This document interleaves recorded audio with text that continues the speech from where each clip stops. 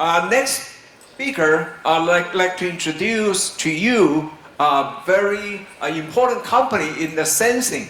I think everybody knows that because today when you are cell phone, you scan your eye, that is the sensing industry. But how can that bring into the EV industry?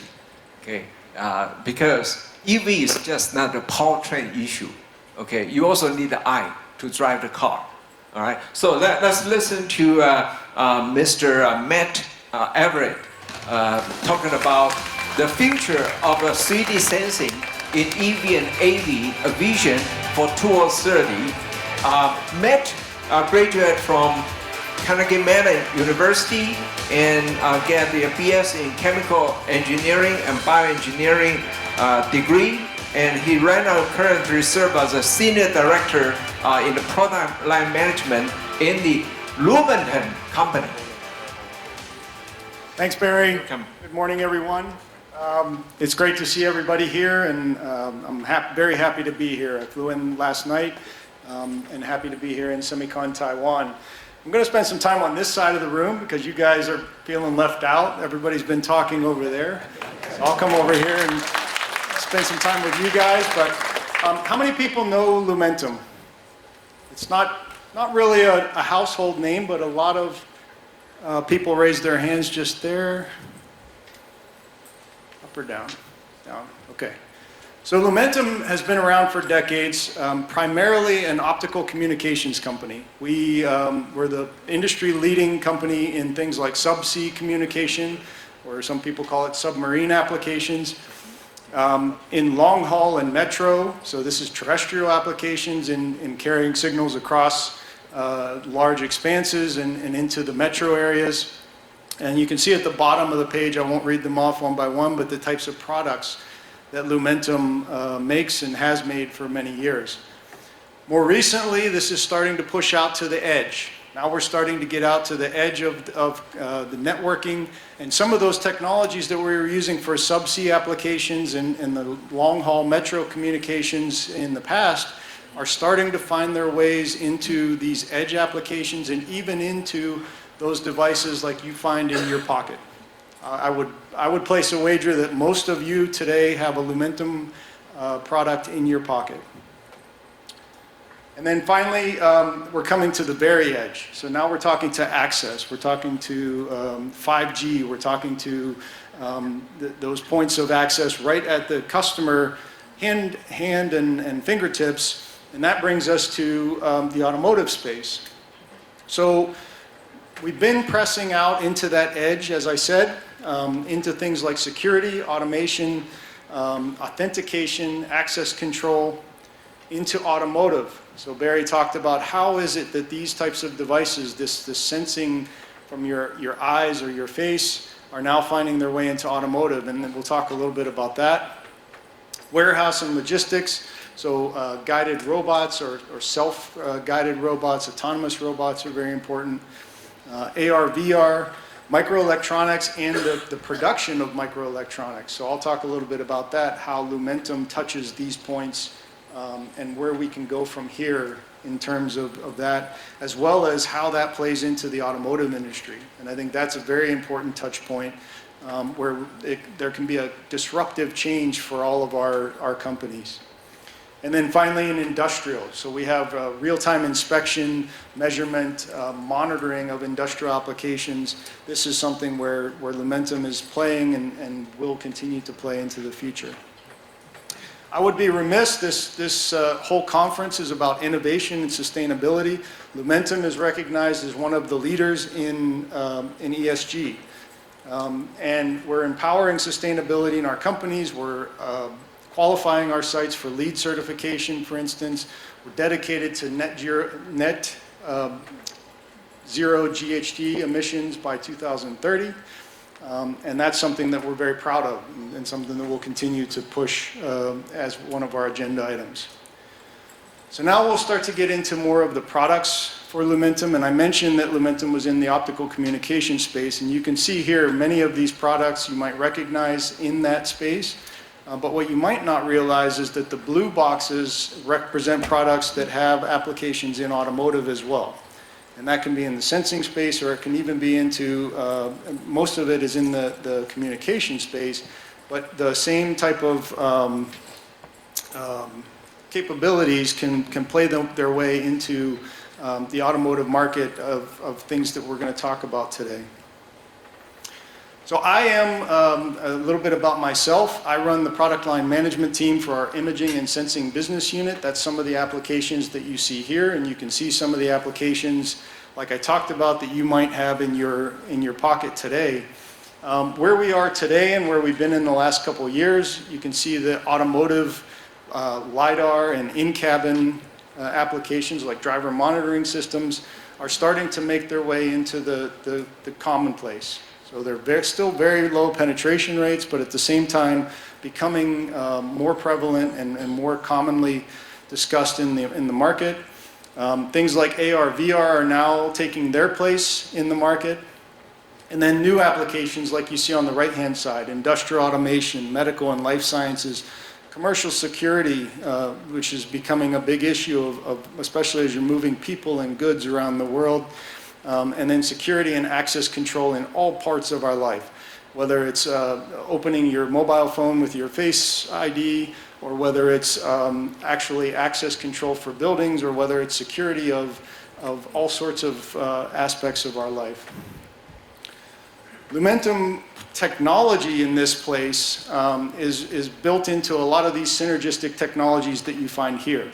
And so I'll start in the upper left. We have leading VCSEL technologies, VCSEL's vertical cavity surface emitting lasers, where we pioneered the multi-junction technology and now have built that into many junctions. Things like advanced VCSEL technology, which would be backside emission or integrated micro lensing, things along that line. Addressable VCSEL technology is a very hot topic today, where in one dimensions or two dimensions, being able to address different parts of the device. And all of this is leading into that electric vehicle space where power is going to be the point. Power is going to be the main point that we take away from today. And the saving of that power, where anything we can do to advance that is going to be a good thing. World-class technical support, specialized VCSEL technologies. We already heard today about some of the material changes that might be coming down the line. So some of the traditional technologies like gallium arsenide is primarily what is used in this space today, but changing material systems can be very attractive. And then finally, higher levels of integration. So now let's get into the meat of the presentation. Today we see in the automotive world, in the in-cabin space, already some of these sensing technologies in driver monitoring systems, in occupancy monitoring systems, facial recognition, and some new activities coming, maybe like entertainment and things along those lines. Those are taking advantage of some of our VCSEL products and even into our edge-emitting lasers like DFBs. In long-range LiDAR, and I was very interested in Jack's presentation already from NEO. They're using long-range LiDAR in their vehicles today, and that's something that's coming into the market, but just a little bit of penetration so far. So just a few percent in the global car park so far. So we see that building out. And then in short-range LiDAR is becoming much, much more popular. So in the beginning it was long-range LiDAR, maybe a vehicle had one LiDAR unit on it. Now we're seeing multiplication of that as vehicles take on one long-range unit and maybe four or more short-range units, and that will drive some of these market forces that we see as we go forward. So the China EV market and ADAS LiDAR are becoming very, very connected. And the reason for that is if you look at the global EV market, about 10 million EVs were sold last year. Out of that, about 6 million of those, 60%, were sold in China. And then you can see the breakdown in the green circle about how that was made up. The key segments using ADAS as a differentiator were about 30% of that. And so when we look at what that means, we're seeing the registrations for EV vehicles, especially in China, increasing on a monthly basis. Tesla made a big push into China and then dropped off. So the month before, June, Tesla sold about 90,000 EV cars in China and then dropped off in July to about 60,000. But these companies and others are really pushing into this space, and the market and the people are accepting that. And so the EVs are coming at an alarming rate very, very quickly. And that's driving part of what we see here, the LiDAR market forecast by car type, where you see ADAS starting to push that large red circle, and the smaller green circle is the robotaxi market. And that's another extension of the EV market, where EV and AV, autonomous vehicles and electric vehicles, are closely linked. They're not the same. Not all EV cars are AV and not all AV cars are EV, but usually you see these companies start to equate the two. And so that will lead into what we see coming in the future, and that's the robotaxi market. So not just the robotaxi market for what some of the former speakers were calling ride share or ride hailing. You see those companies at the bottom here, Waymo, Cruise, Motional, Zoox. There are thousands of cars on the road today functioning completely autonomously, be it here in Asia or in the US. It's a very exciting time for this space. That market is expected to be something on the order of $38 billion. Jack showed a slide earlier that said that by 2025, the automotive space in this industry is going to be about $93 billion. So that gives you a rough idea of how big this could be. When we look at some of the in-cabin applications and trends, I mentioned driver monitoring, and that's been the big focus so far.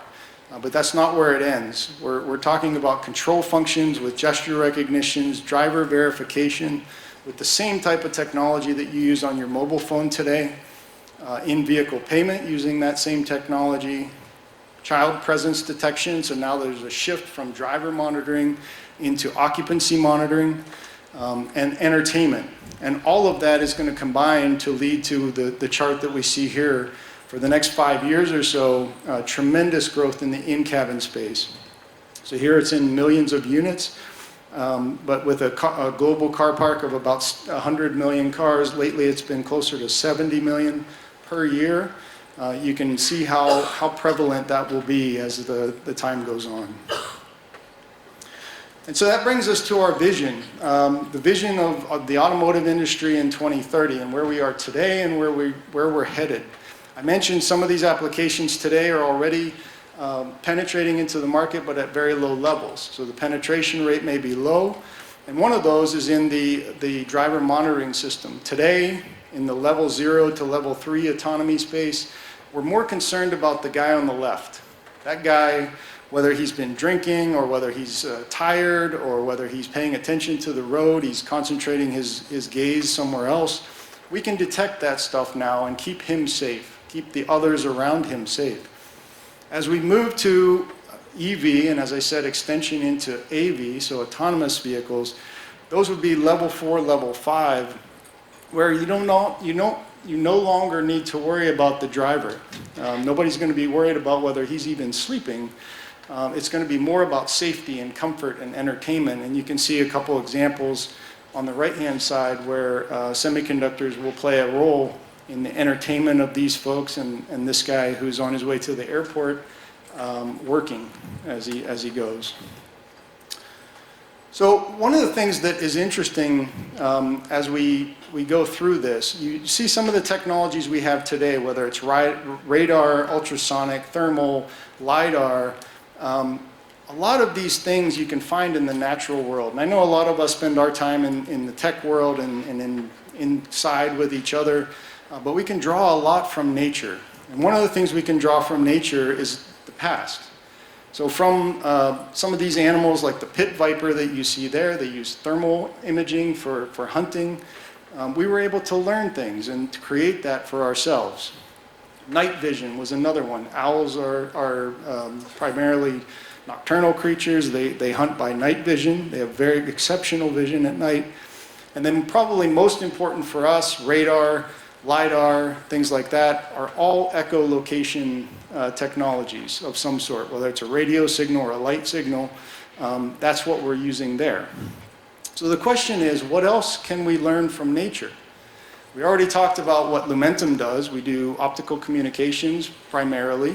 About 30% of the company is now into other things, like sensing and like industrial manufacturing. But maybe we can learn things from creatures like bees and ants, who are social creatures. They communicate very well. And today, how many people are familiar with Waze? You know what Waze is? So Waze is a very popular application that we use in the US, I guess, that allows users on the road to transmit their position and any road accidents or anything that they're seeing on the road. So hazards and police and things like that, they can communicate with their fellow Wazers and tell them that things are happening and traffic's bad in this area, so avoid it and go around.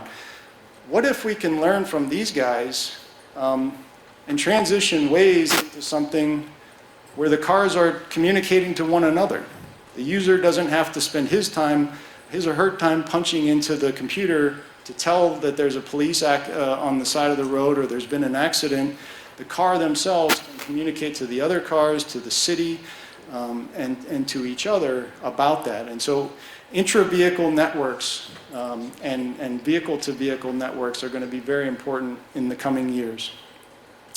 What about human beings? Can we learn from ourselves? We're advanced creatures, right? What can we learn about human perception? Well, here are some statistics. It takes a human being about 80 milliseconds to perceive something, just to perceive it. It takes about 390 to 600 milliseconds for a human being to react to that road hazard, in this case, like this deer that's emerging from the side of the road. In that time, today's supercomputers could do trillions of calculations. In the future, that number could be something in the order of quintillions of calculations in just that short millisecond period.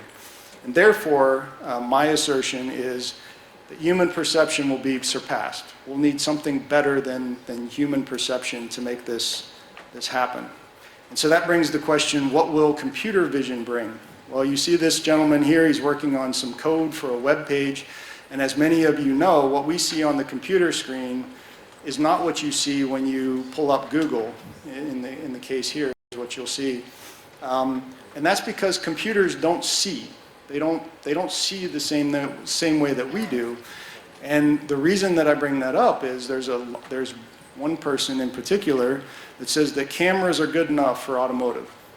We can guide our vehicles in the road and do all of the sensing applications that we need with cameras. Even radar, he has started to shy away from. And my assertion is that's not true because computers don't see and cars don't see. They behave differently than we do. And so when a car or a computer sees something like this, we see that.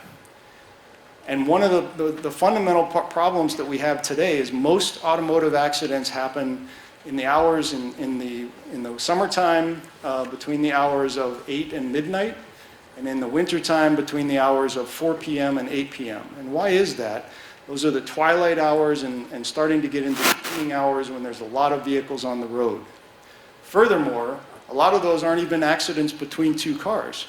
They're accidents between a single car and a fixed object like a tree, or maybe even, sadly, pedestrians. A very common nighttime accident. And that tells me that there's no founding for cameras only on vehicles. There's going to need more, and that means that ultrasonic and radar and LiDAR and cameras can all work together in the sensor fusion to drive this forward. So I have here a chart that talks about the lines of code that are needed. I flew here on a plane that looks something like that. And if you go back to 1969, we landed on the moon with about 2,000 lines of code in that lunar lander. Space shuttle, something like 4,000 lines of code. That plane that I flew in on last night has about 14 million lines of code. But today's vehicle, the ones that are on the road today, have about 100 million lines of code. The next generation will have about 300 million lines of code. And these autonomous vehicles that I was talking about a moment ago, we're bordering on 1 billion lines of code. So what does that mean? That means that the sky is not the limit, figuratively and literally. We're not talking about these advanced devices, these advanced jet fighters and things like that. We're talking about the everyday vehicles that you and I drive around on. And furthermore, those vehicles are going to grow in complexity. So it will no longer be enough for them to sense something like this circle that you see on the right-hand side in X and Y space. That same vehicle will need to figure out that that circle is rotating in three dimensions. And so where does that leave us? The role of Opto semiconductors in the future of automotive. I mentioned that we're going autonomous. There will be higher levels of autonomy, and that will drive the increase in the number of sensors on the vehicle, the higher resolution of those sensors. Those sensors will be software defined, so there will be a lot of code in those cars. There will be a lot of data transfer in those cars. And those cars will be connected to one another and the cities that they operate in. So sharing data, tons of data as they go. And what will that drive? So first of all, that will drive next-gen sensors and added features, not just LiDAR and in-cabin driver monitoring, occupancy monitoring, and things like that that we see today, but next-generation functions and further penetration of the existing technologies. That will drive the onset of further microelectronics. Chuck talked about the shrinking of these devices to make them smaller and more compact. That's one thing. They also need to be faster, better, stronger, and that comes with microelectronics and the manufacturing of those. Intra and vehicle-to-vehicle networking I talked about. The access points, this is something that we didn't talk about, but we need to be able to generate and collect data and then transfer that data throughout the world. Metros, networks, and smart cities. So this is now leaving the vehicle and getting the data off of the vehicle, but sharing it throughout the world through these networks. The data center and long-haul data transmission. And then finally into the automotive adjacent machine vision and manufacturing technologies. There's a lot buried in here. One of the previous speakers was talking about the batteries on these electric vehicles. The manufacturing process for making those batteries is shifting. And we're coming into a new generation of manufacturing technologies where Lumentum already operates and will continue to operate. So with that, I'll take any questions that anybody has. You can scan this QR code, you can go to our website and get more. But anybody has any questions, I'll be happy to take them. Thank you. All right, thank you. I think we have a very limited time for questions, but I do see a couple questions here. And so the first question is that from Raymond Dorr. Is AI going to play a critical role in developing code?